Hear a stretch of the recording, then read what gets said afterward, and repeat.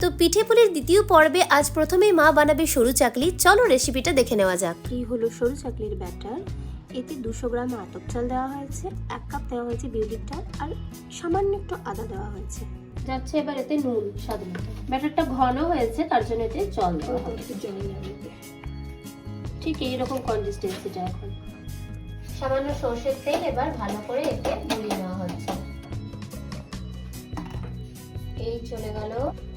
সুন্দর করে এবারে ভালোভাবে পুরো প্যানে চারিদিকে এইভাবে বিছিয়ে নিতে হবে চাদরে।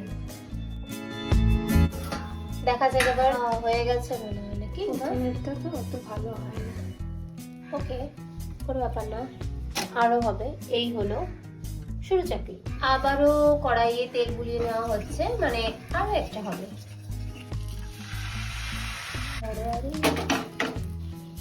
দেখা যাক কেমন হয়েছে সেকেন্ডটা।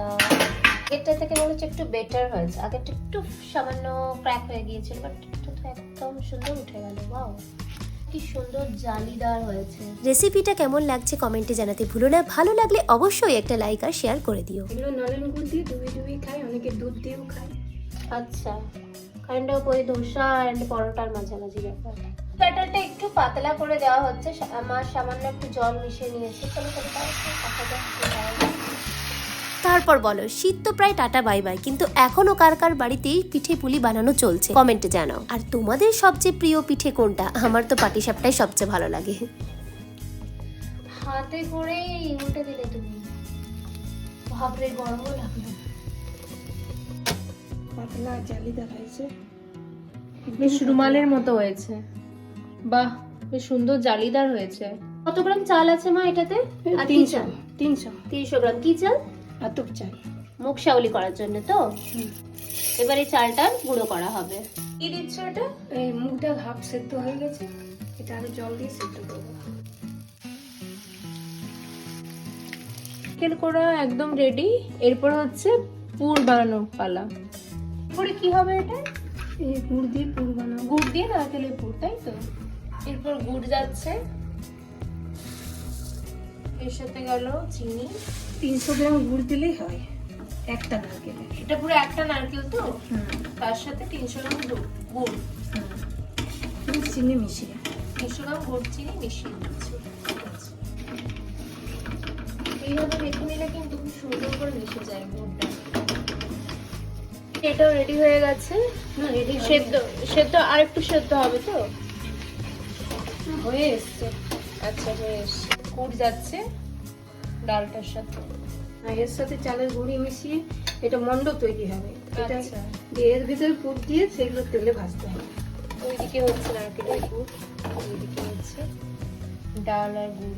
ঘরে বানানো চালের গুঁড়ি এরপরে যাবে এখানে। হয়ে গেছে না এটা? তোমাদেরকে পরিমাণটা আরো একবার বুঝিয়ে দিই। মা এখানে 300 গ্রাম মুগ ডাল সেদ্ধ করে নিয়েছে, আর তার সাথে ঠিক 300 গ্রাম পরিমাণে আতপ চাল নিয়েছে। আতপ চালটা আগে থেকেই গুঁড়ো করে রাখা হয়েছে, যেটা তোমরা ভিডিওতে দেখতেই পেলে। এইভাবে একটা এরকম সুন্দর মন্ড তৈরি হয়েছে। বেশ মসৃণ করে একটু মন্ড তৈরি করে নেবো। এবার মা এতে দিচ্ছে সাদা তিল, আর তার সাথে অল্প একটুখানি ঘি। রোস্টেড সাদা তিল স্টোর করা ছিল, সেটাকে সুন্দরভাবে ঘি দিয়ে মাখিয়ে নেওয়া হয়েছে। এবার এই যে মন্ডটা থেকে ছোট্ট ছোট্ট করে এক একটা লেচি কেটে নেওয়া হবে।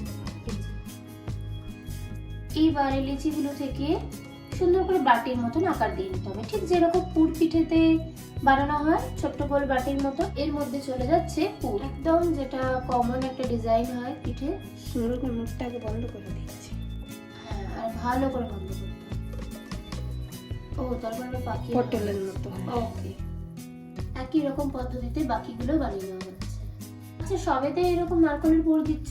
যেরকম পুর পিঠেতে আলাদা আলাদা পুর দেওয়া হয়। না না, এটা শুধু নারকেলের পুর দিয়ে বানায়। আচ্ছা,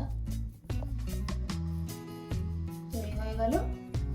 এই যে মুগের ভাজা পিঠে, পুলি পিঠে আর কি, এগুলো সব বানানো হয়ে গিয়েছে। এবার এটাকে পরের স্টেপ ভাজা হবে। সাইডে কড়াইয়ে তেল গরম হচ্ছে, দেখছো আওয়াজ হচ্ছে, তেল গরম হয়ে গিয়েছে। এই চলে গেল একটা তেলে, ওই চলে গেল দ্বিতীয়টা। এই যে এবার মা উল্টে নিচ্ছে আরেকটা পিঠ, হালকা হালকা এই পিঠটা বেশ ভাজা হয়ে গিয়েছে।